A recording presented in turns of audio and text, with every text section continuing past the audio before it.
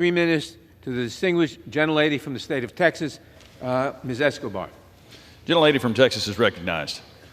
Mr. Speaker, I rise in opposition to H.R. 2, a shameful, unserious bill that would shutter our country's asylum system and make the situation at the border much worse.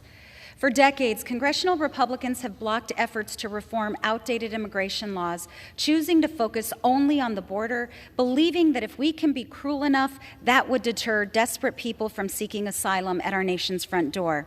That hasn't worked, and H.R. 2 is more of their same failed approach. We all want an orderly, well-managed border, especially those of us who live and raise our families on the border. But there's a critical difference that exists from there. Many of my Republican colleagues want no immigration at all, and many believe cruelty is an effective deterrent.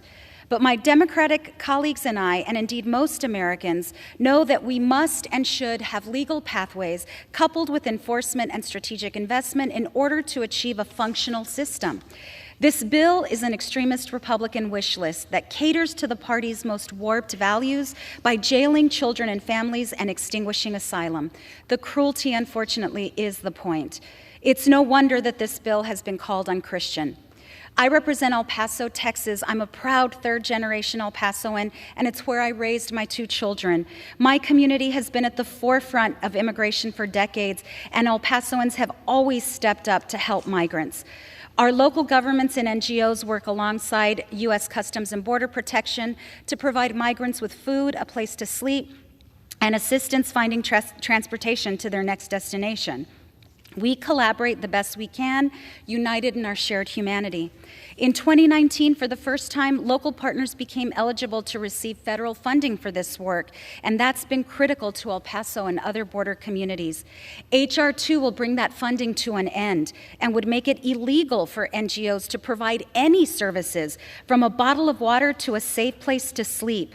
Let me remind you of Matthew 35:36, for I was hungry and you gave me something to eat. I was thirsty and you gave me something to drink. I was a stranger and you invited me in. I needed clothes and you clothed me. I was sick and you looked after me.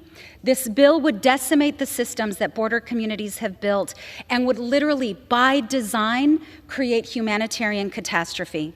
Because of this and many other shameful provisions, I urge my colleagues on both sides of the aisle to stand against this bill and work with those of us who are committed to a real bipartisan solution. Mr. Chairman, I yield back.